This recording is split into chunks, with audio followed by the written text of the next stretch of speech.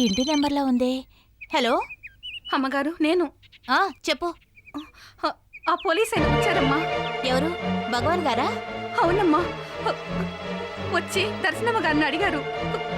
లేదని చెప్పేసరికి నన్ను బెదిరించి వెళ్ళారమ్మా. సరే, నేను చూసుకుంటాను.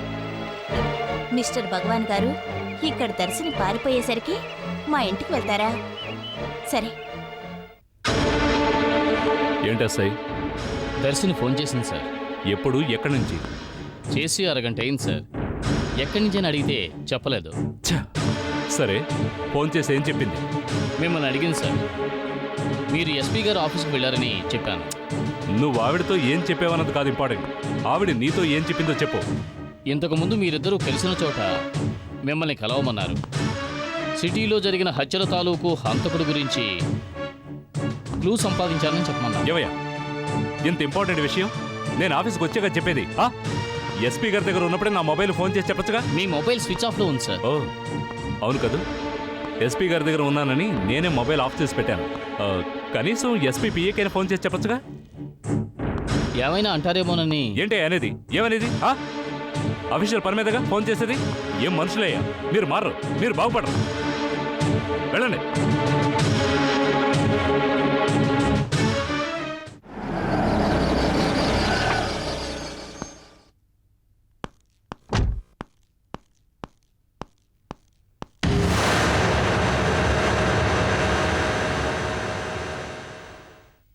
రండి రండి సిఐ భగవాన్ గారు, వెల్కమ్.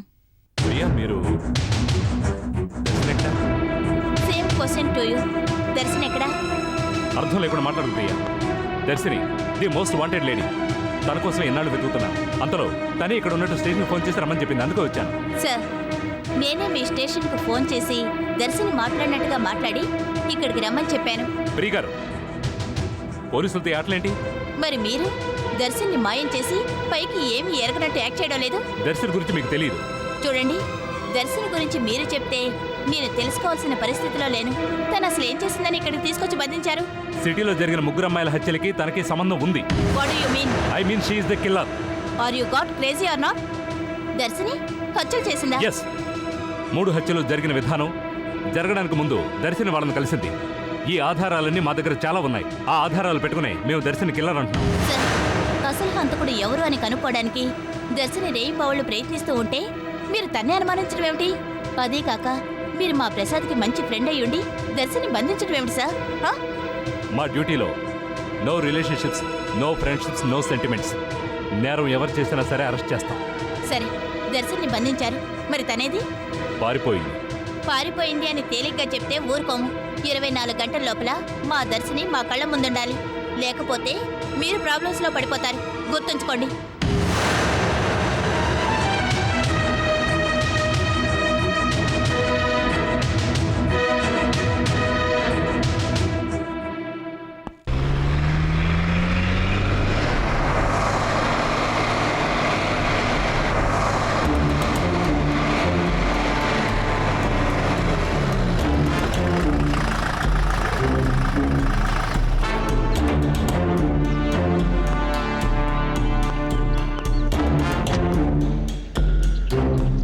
అమ్మా దర్శిని, ఏదో నాతో మాట్లాడాలని ఈ ప్లేస్కి రమ్మన్నావు.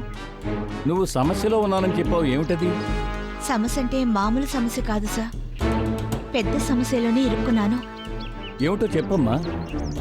ఈ మధ్య జరిగిన హత్యల గురించి మీకు తెలుసు అనుకుంటాను కదా sir. Yes yes, Sumanasri, Maithili, Malini, ఆ ముగ్గురిని నేనే హత్య చేశానని సర్కిల్ ఇన్స్పెక్టర్ భగవాన్ గారికి నా మీద అనుమానం. అందుకే ఆయన నన్ను అరెస్ట్ చేసి ఒక చోట బంధించారు. నేను అక్కడి నుంచి పారిపోయి ఇలా తిరుగుతున్నాను సార్. మై గాడ్, ఇంత జరిగిందా? నువ్వు ఆఫీస్కి రాకపోతే వేరే ఏదైనా పని మీద బిజీగా ఉన్నావేమో అనుకున్నాను, కానీ ఇంత పెద్ద ప్రమాదంలో ఉన్నావా? అయినా నిన్ను అనుమానించడం ఏమిటి? ఆ సీఏకి బుద్ధి లేదు.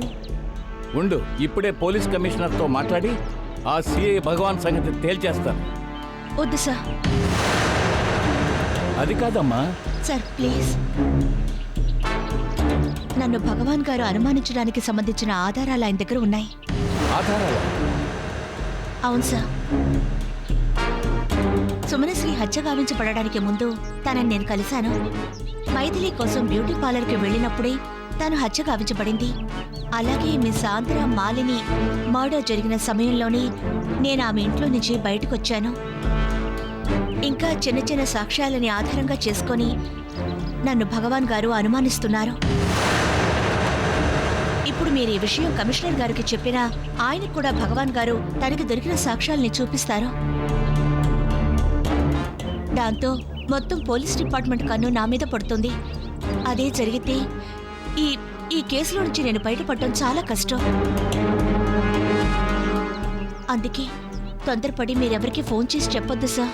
ఓకే, మరి నువ్వు బయటపడే మార్గం? ఆ హత్యలు చేసిన హంతకుడి గురించి నాకు కొన్ని ఆధారాలు దొరికి వాటిని బయటపెట్టగలిగితే ఆ హంతకుడిని పట్టించి నేను బయటపడగలను. I see. కానీ ఈలోగా నేను ఉండటానికి ఒక మంచి ప్లేస్, ఒక సెల్ ఫోన్, అలాగే ఒక వెహికల్ కావాలి సార్. అవి గాని మీరు ఏర్పాటు చేయగలిగితే త్వరలో అసలు హంతకుడిని నేను చట్టానికి పట్టిస్తాను. నా మీద భగవాన్ గారికి ఉన్న అనుమానపు పొరలు తొలగించుకుంటాను. ఓకే దర్శిని, నువ్వు కారెక్కు ముందు అవన్నీ నేను ఏర్పాటు చేస్తాను. పద. Thank you sir.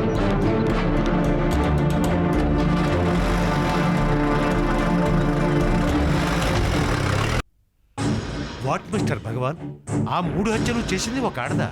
Yes sir. Just I can't believe it. ఒక ఆడది ఎంత కిరాతకంగా సాటి ఆడవాళ్ళను?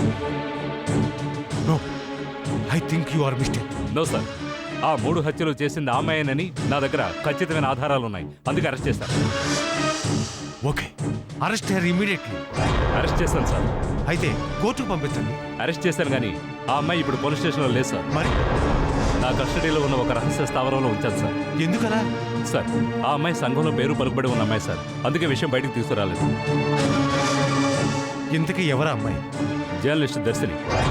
యు మీన్ తెలుగుతేజం పత్రికా జర్నలిస్ట్ దర్శని? Yes sir. కొంప ముంచావు కదయ్యా. ఆ అమ్మాయి చాలా మంచి జర్నలిస్ట్. ఆ అమ్మాయి అందరికీ తెలుసు. డైనమిక్ అండ్ డేరింగ్ జర్నలిస్ట్ ఆ అమ్మాయి. ఆ అమ్మాయి అంటే పెద్ద పెద్ద వాళ్ళే వణికిపోతారు, వాళ్ళ గురించి ఏమి రాస్తుందో. అలాంటి అమ్మాయిని అరెస్ట్ చేసి కోర్టుకు సబ్మిట్ చేయకపోవడం, ఇది బయటకు పొక్కితే చాలా డేంజర్ అయ్యా. అందరూ మన డిపార్ట్మెంట్ మీద విరుచుకుపడతారు.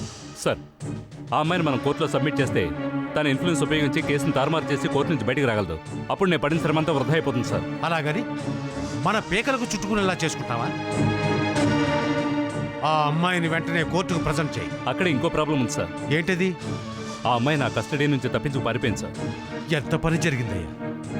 ఇప్పుడు ఆ అమ్మాయి నీ గురించి, మన డిపార్ట్మెంట్ గురించి, నువ్వు ఆ అమ్మాయిని అరెస్ట్ చేసి రహస్య స్థావరంలో ఉంచావని గనక తెలిస్తే ఇక అంతే. జనం మన మీద రాళ్లు విసురుతారు, మంత్రులు మన టోపీలు ఎగరగొడతారు. మీకు ఆ డౌట్ అక్కర్లేదు సార్. ఆ అమ్మాయి ఈ విషయాన్ని అంత తేలిగ్గా బయట పెట్టదు సార్. ఈలోగా తను అరెస్ట్ చేస్తాను. తన ఫ్రెండ్స్ ప్రియా, ప్రసాదులకు తన గురించి చెప్పి నేను వార్నింగ్ ఇచ్చాను సార్. వాళ్ళంతటా వాళ్ళే ఆమెను పట్టిస్తారు. ఏమో, ఈ విషయం మీడియాకు తెలిసేలోపు ఆ అమ్మాయిని అరెస్ట్ చేయకపోతే చాలా ప్రాబ్లమ్స్ ఎదుర్కోవాల్సి వస్తుంది. పట్టుకు తీరుతాను, అరెస్ట్ చేసి తీరుతాను సార్. వస్తాను సార్.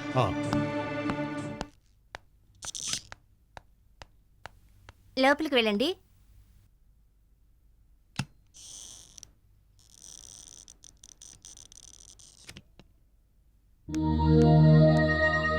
డాక్టర్ ప్రియ గారిని కలవాలి. లోపల పేషెంట్స్ ఉన్నారు, వెయిట్ చెయ్యి.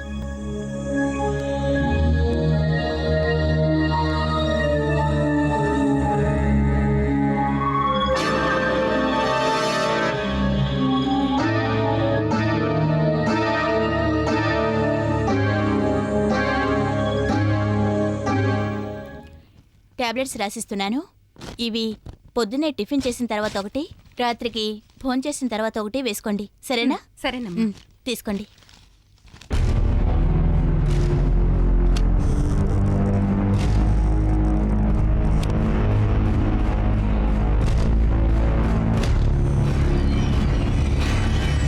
నమస్తే మేడం. నువ్వెందుకు వచ్చావు ఇక్కడికి?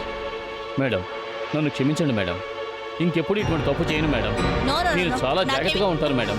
నన్ను ఉద్యోగంలో తీసేయదు మేడం. Nothing doing. అసలు నువ్వు మళ్ళీ ఇక్కడికి ఎందుకు వచ్చావు? Just get out. మేడం ఇక నుంచి జాగ్రత్తగా ఉంటాను మేడం. Please madam, please. వెళ్ళిపోమని ఒకసారి చెప్పానా? నిన్ను లోపలికి ఎవరు రానిచ్చారు? నన్ను క్షమించండి madam. Just get out. Madam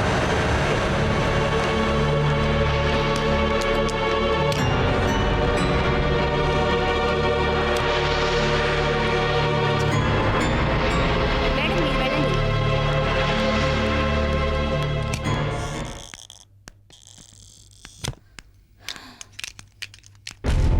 కూర్చోండి. ఏమిటి ప్రాబ్లం?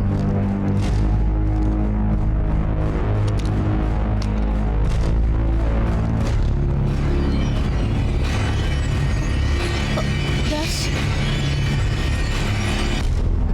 నర్స్,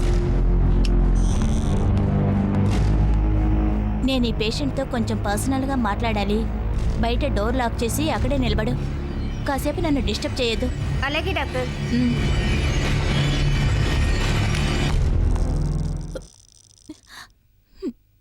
దర్శిని, అయ్యా, ఏమిటిది?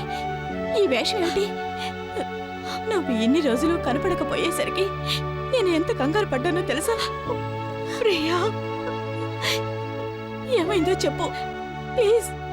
నా సిఐ భగవాన్ కిడ్నాప్ చేసి ఒక చోట బంధించాడే. నేనే ఆ హత్యలన్నీ చేశానన్న అనుమానంతో నన్ను టార్చర్ కూడా చేశాడు. అతి కష్టం మీద అక్కడి నుంచి తప్పించుకొని ఇక్కడికి వచ్చాను. అంత పనిచేశాడా? పోనీ ఆ సిఐ భగవాన్ మీద మనం హయ్యర్ అథారిటీస్ కి కంప్లైంట్ చేస్తే? వద్దు, నా మాట విను. మరి ఏం చేద్దాం? నువ్వు అసలు ఎక్కడుంటున్నావు? మా ఎండి గారు నాకు రహస్య స్థావరం ఏర్పాటు చేశారు. నేను అక్కడే ఉంటున్నాను. ఎక్కడ? అది చెప్పు Darshini. Road number 11, Sarojini apartments, door number 8, Jubilee Hills. ఇదిగో, ఈ విషయం ఎవరితోనూ చెప్పకే. ఎందుకు? ముఖ్యంగా ప్రసాద్, బాలాజీలకి అస్సలు చెప్పొద్దు. చెప్పను. కానీ ఎందుకు? వాళ్ళకి తెలిస్తే నన్ను కలవడానికి ట్రై చేస్తారు. అప్పుడు ఆ భగవానికి నేనెక్కడున్నది తెలిసిపోతుంది. ఆ భగవాన్ కళ్ళన్నీ నా మీదే ఉన్నాయి. కరెక్ట్, చెప్పను. కానీ ఇలా ఎన్నాళ్ళు దర్శిని? ఆ 3 హత్యలు చేసిన హంతకుడు దొరికే వరకు తప్పదు.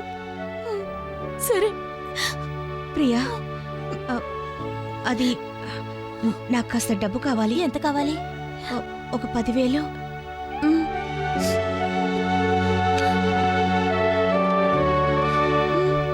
Thank you Priya. నువ్వు జాగ్రత్త. నేను జాగ్రత్తగానే ఉంటాను. నువ్వు కూడా జాగ్రత్త. నేను చెప్పింది నీకు గుర్తుంది కదా? Wish you others. I miss you too. Take care. Bye. వస్తానా?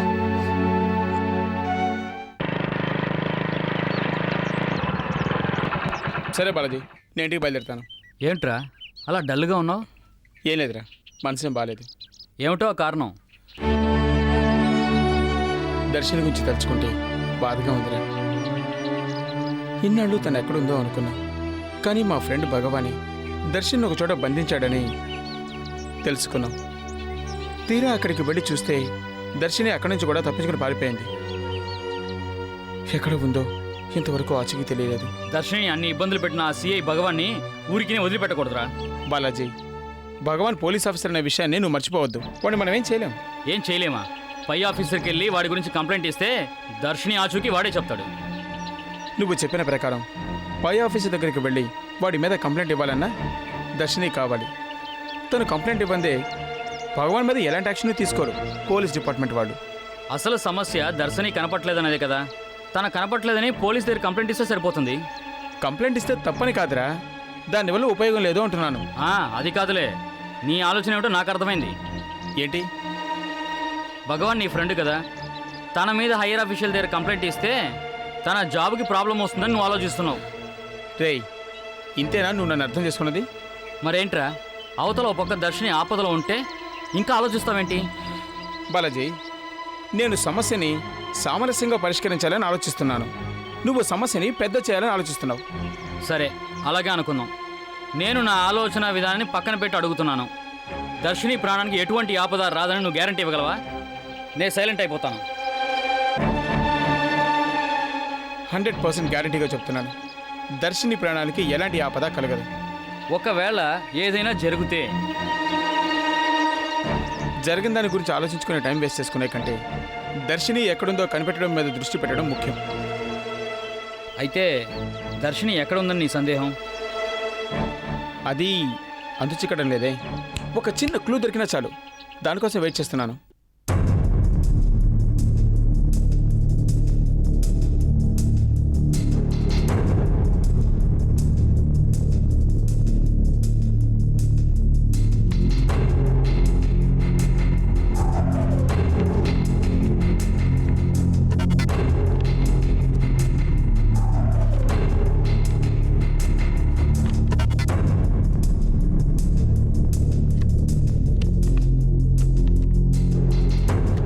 అందం చర్మమంతే మందం, డెందం అందనంత ఆనందం.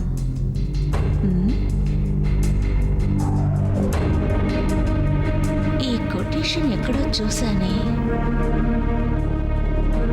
ఎక్కడ చూసానబ్బా?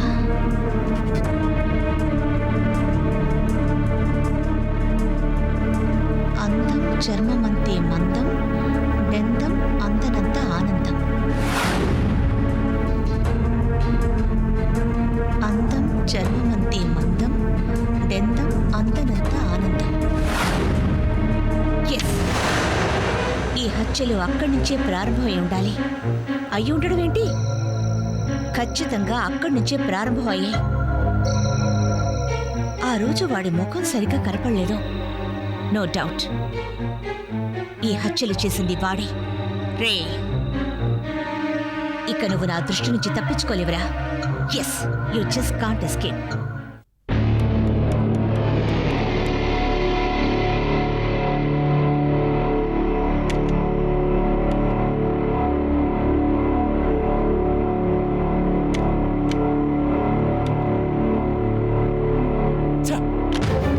Busy busy busy. ఎవరే కంట్రోల్ రూమ్ లో? వాళ్ళు ఇళ్ళకి ఫోన్ చేసి కులాసగా కబుర్లు చెప్తున్నారా? ఏమో తెలియదు సార్. సరే, ఓకే, ఆ విషయం వదిలేండి. చూడండి, నేను చెప్పేదంతా జాగ్రత్తగా వినండి. జర్నలిస్ట్ దర్శిని ఎక్కడున్నా వెంటనే అరెస్ట్ చేయమని ప్రతి పోలీస్ స్టేషన్ కి మెసేజ్ ఇవ్వండి, including railway police station. Okay okay sir. సరే, నేను చెప్పిన పని ఏమైంది? సార్, మీరు చెప్పిన 15 ఏళ్ల కుర్రాళ్ళ ఫోటోలు రికార్డ్స్ ఆధారంగా అక్కడికి వెళ్ళి ఎంక్వైరీ చేశాను సార్. మొత్తం 19 మంది హాస్పిటల్లో చేరారు సార్.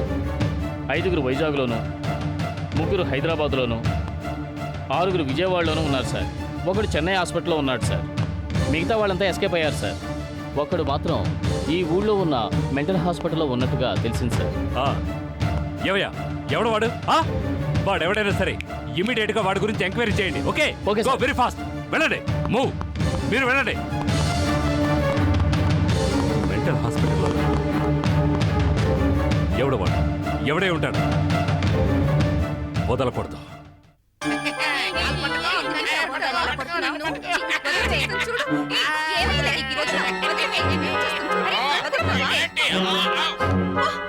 మనిషికి తోలే అందం. తోలు లేని మనిషిని మనిషి చూస్తే భయపడిపోతాడు. నీది కాని అందానికి ఎందుకురా ఈ ఆరాటం? పుట్టుకతో నువ్వు ఏం తీసుకొచ్చావని గిట్టుకతో నువ్వు తీసుకెళ్ళడానికి. కానీ ఇది ఎవరికీ అర్థం కావటం లేదే. ఈ మధ్యలోనే ఏదో సంపాదించాలన్న ఆరాటం, సంపాదించేసావన్న సంతోషం. భక్తి కోసం కాసుల వెంట వెళ్ళమాకురా. భక్తి కోసం భగవంతుడు వెనకాల వెళితే దొరుకుతుంది నీకు ముక్తి. కానీ ఈ విషయం ఎవరికీ అర్థం కాదే. అంత మాయ. జగమే మాయ, జగమే మాయ, బ్రతుకే మాయ. వాడు వేదాంతం మాట్లాడుతున్నాడు, ఆది అంతం మాట్లాడుతున్నాడు. కానీ వీడు వాడు కలిసి ఏదో చేస్తున్నారని మాత్రం చెప్పడు. వీడు వస్తున్నాడు, వాడు వెళ్తున్నాడు. వాడు వస్తున్నాడు, వీడు వెళ్తున్నాడు. వీడు వస్తున్నాడు, వాడు వెళ్తున్నాడు. వాడు వస్తున్నాడు, నాన్నా? వీడు వెళ్తున్నాడా? అడే రే రే రే రే రే రే రే. రండి రండి రండి రండి. కొత్తగా ఇక్కడ చేరాలని వచ్చావా? చేరడం ఏంటి? మే ఆప్సే మిల్కో ఆయేజీ. ఏ? అడే రే రే రే రే రే రే రే రే రే. పళ్ళు తీసుకోండి నాన్న. రాయిని చెక్కితే శిల్పం అంత మాత్రం చేత శిల్పం గొప్పదవుతుందా? దానికి ఆ రూపాన్నిచ్చిన రాయిదే కదా. కానీ ఆ రాయిని మాత్రం ఎవరు తలవరు. శిల్పాన్ని మాత్రం కొలుస్తారు, ఆరాధిస్తారు, ఆనందిస్తారు. అది ఏంటి అంటే అందంగా ఉంది అంటున్నారు. ఏమిటి అందం? ఎక్కడ ఉంది అందం? రూపంలోనా, గుణంలోనా, మనసులో? ఒక్కడు ఆలోచించడే. లోకాన్ని చూడడు. అందుకే మనిషి కళ్ళుండి గుడ్డివాడు.